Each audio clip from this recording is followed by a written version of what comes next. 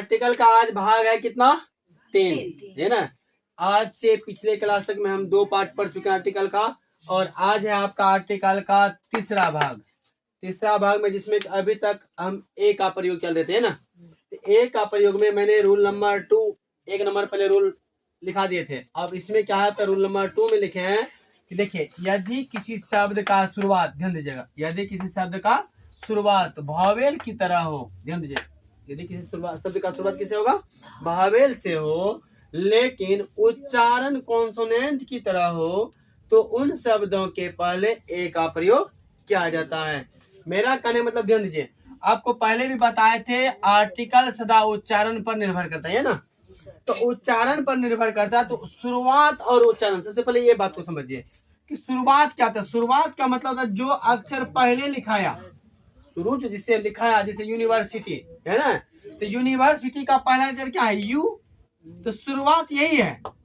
और इसको लिख करके जैसे अंत बोल देंगे, तो यहाँ पर इसको उच्चारण करेंगे, टोटल UNIVERCITY जब हम लिख लेंगे, तो लिखने के बाद इसको हम बोलेंगे। अब क्या, तो लिखना तो शुरुआत तो यू से हो गया, लेकिन जब बोलेंगे उसमें, तो बोलने के बाद हम इसको बोलेंगे यूनिवर्सिटी। क्या बोलेंगे, यूनिवर्सिटी। तो मेरा कहने का मतलब इसका उच्चारण हो जाएगा यूनिवर्सिटी। ध्यान दीजिए,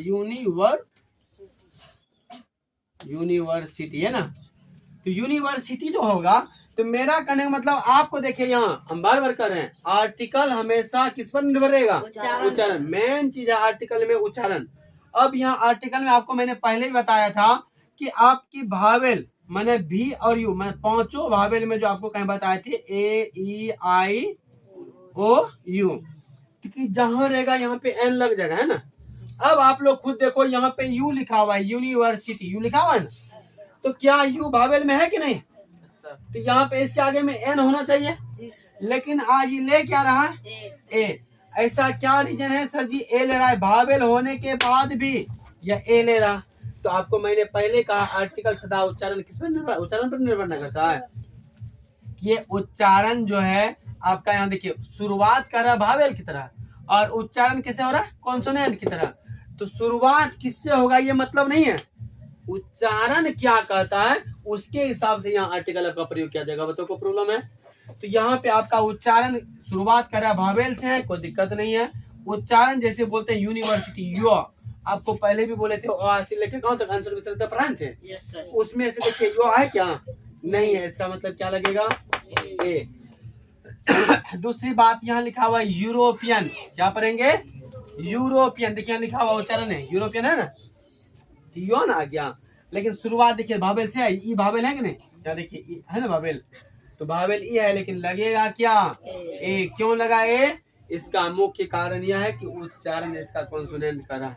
अगर भावेल की तरह हो जाता तब तो कष्ट नहीं था, लेकिन यहाँ उच्चारण किसकी तरह हो रहा है, कॉन्सोनेंट की तरह। इस वजह से हम लोग यहाँ क्या लगाएंगे, ए लगाएंगे।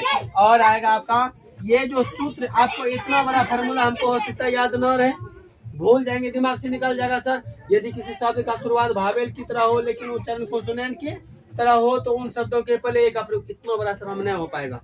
तो याद रखिएगा, पहले शुरुआत की पहले उच्चारण, पहले शुरुआत है ना। तो शुरुआत कैसा हो रहा है, तो भावेल में देखिए बी लिखने में कोई प्रॉब्लम है।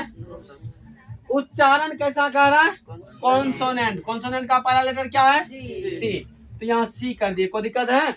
तो भी प्लस सी मतलब भावेल प्लस कॉन्सोनेंट, कोई दिक्कत है, ये नहीं तुम लिखे भावेल, ये वाला जो लिखे पहले वाला ये है शुरुआत, और ये वाला क्या है, उच्चारण, ये ना है।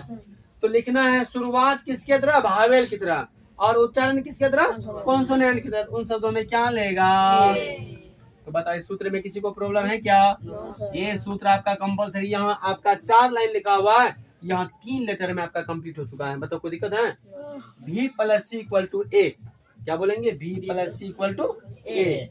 अब बोलेगा सर जी इक्वल टू मतलब, सर जी बराबर दिया हुआ, इसको इंग्लिश में कहा जाता है इक्वल टू, तो दिक्कत है। अब यहाँ तक के बाद बताओ, ये आप लोगों में किसी को आर्टिकल में इस वाला फॉर्मूला में दिक्कत है तो बता सकते हैं, एक कैसे लगा पता चल गया ना। कि अब उन आदमी से पूछिए कभी जा करके जिन्होंने कहा सर जी ये पांचों भावेल जहाँ रहेगा उनके आगे में किसका प्रयोग करना है, एन का प्रयोग। अब उनको पूछे सर आप ये बताओ कि यहाँ यू तो भावेल है, ई भी तो भावेल है, लेकिन फिर भी ये आयन नहीं लिया, क्या ले लिया? ए ले लिया। और जैसे ही आप लोग यहाँ एन लगाएंगे तो आपका आर्टिकल गया भीतर। यार बोर्ड में 3 मार्क्स का पूछा जाता है, बार बार करें ए एन द, तीनों एक एक नंबर का पूछेगा।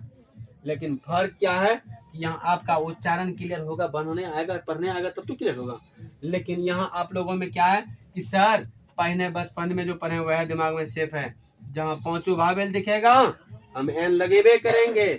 तो भैया जैसे एन लगाओगे तो नंबर जाएगा कहाँ पता है ना, माइनस में, बुझी लो, माइनस में जाता हूँ एक को बुरी करना है। ऑब्जेक्टिव का नियम है, ग्रामर का चाहे आप मैट्रिक में लो, इंटरमीडिएट में लो और कहीं लो, ग्रामर का जितना भी टॉपिक आएगा सबका वो ऑब्जेक्टिव बन के आएगा। समझा रहे बिहार बोर्ड में कैसे आता हो, ऑब्जेक्टिव बन के आएगा, आएगा तो पूरे, जाएगा तो पूरे, इतना याद रखिएगा। तो रूल नंबर 3 में हम चले, रूल नंबर 3 में है एन का प्रयोग, है ना। तो एन का प्रयोग, अब अभी तक हम क्या पढ़े थे, ए का प्रयोग, लेकिन अब हम क्या पढ़ेंगे, एन का प्रयोग।